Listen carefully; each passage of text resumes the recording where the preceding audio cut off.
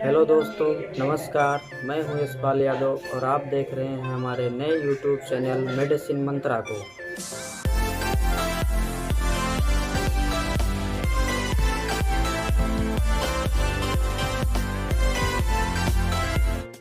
आज मैं जिस मेडिसिन के बारे में बात करने वाला हूं वो बहुत ही कॉमन मेडिसिन है जिसको हम रेनिटिरिन के नाम से जानते हैं। इसके कुछ प्रमुख फेमस ब्रांड हैं जो मार्केट में अवेलेबल हैं, जैसे कि एसिलॉक, रेनटेक, आरलॉक और रेनिडाउन। इसके अलावा भी बहुत सारे ब्रांड मार्केट में अवेलेबल हैं। अब अगर इसके हम मोड ऑफ एक्शन की बात करें, ये काम कैसे करता है, तो दोस्तों मैं आपको बताना चाहूँगा कि ये एक H2 रिसेप्टर एंटागोनिस्ट है और जो अल्सर में इसका प्रयोग किया जाता है। पेप्टिक अल्सर और गैस्ट्रिक अल्सर, डिओडिनम अल्सर, इस तरह की बीमारियों में इसका प्रयोग किया जाता है। ये HCl जो हमारे स्टमक में HCl बनता है उसकी सेक्रेशन को कम करता है और जो उससे होने वाले जो बीमारियां होती हैं उससे हमें बचाता है। अब इसके हम कुछ यूजेज के बारे में जान लेते हैं कि इसका प्रयोग कहाँ कहाँ पर करते हैं। दोस्तों, इसका उपयोग इसोफेगस रिफ्लेक्स डिजीज में किया जाता है, जिसमें हमारे स्टमक में HCl की मात्रा ज़्यादा बन जाती है और वो जो स्टमक की ऊपरी वाल्व होती है उसको क्रॉस करके हमारे इसोफेगस में आ जाती है, जो कि हमें खट्टी डकार की तरह अनुभव होती है। इस तरह से जो है इसकी रोकथाम के लिए हम रेनिटिरिन का प्रयोग करते हैं। ये हाइड्रोक्लोराइड को कम कर देता है और जो खट्टी डकारें या इस तरह की अपच जैसी स्थिति आती है उससे हमें राहत मिल जाए। अगर हम इसके बारे में दूसरे इस्तेमाल के बारे में देखें तो ये डिओडिनम अल्सर को ट्रीट करने में इसका उपयोग किया जाता है। डिओडिनम अल्सर वो स्थिति होती है जो हमारे जो छोटी आंत होती है उसका जो ऊपरी हिस्सा ही होता है उसको डिओडिनम कहते हैं।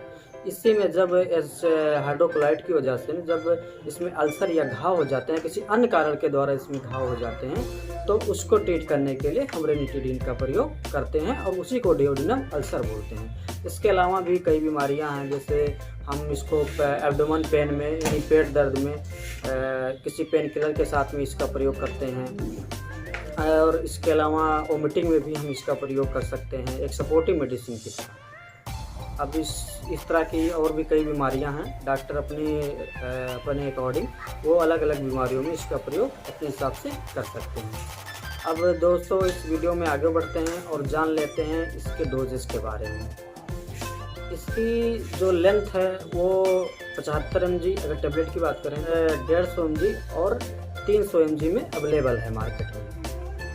और इसकी जो डोजेस फॉर्म होती है वो एडल्ट में 150 से 300 mg तक दिन में एक बार और 2 बार तक दिया जा सकता है।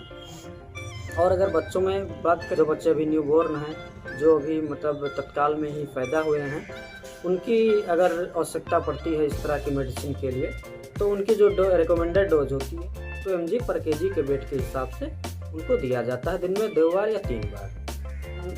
इसके अलावा अगर 1 से 6 महीने के बच्चे की बात करें तो उनमें 1 mg पर kg पर वेट के हिसाब से दिया जाता है।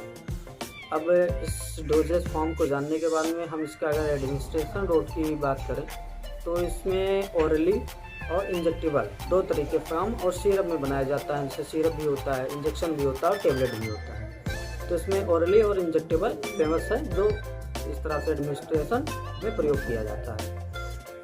अब आगे बढ़ते हैं और इसके साइड इफ़ेक्ट के बारे में जान लेते हैं।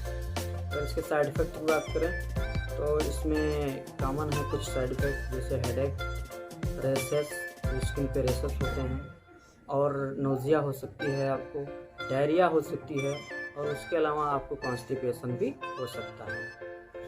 इस तरह से दोस्तों मैंने इस वीडियो में आप लोगों को रेनिटिरिन के बारे में संपूर्ण जानकारी देने का प्रयास किया है। इसके अलावा भी आप किसी मेडिसिन के बारे में जानना चाहते हैं तो आप हमें कमेंट करिए, अन्य कोई क्वेरी है तो आप हमें कमेंट कर सकते हैं और उसके बारे में पूछ सकते हैं। और इस हमारे यूट्यूब चैनल मेडिसिन मंत्रा को आप लोग सब्सक्राइब करिए, ज़्यादा से ज़्यादा मेरे वीडियो को शेयर करिए, सभी लोगों तक पहुंचाइए ताकि सभी को ये जानकारी पहुंचे। इसी के साथ मैं अपना वीडियो ख़त्म करता हूँ। जय हिंद, जय भारत।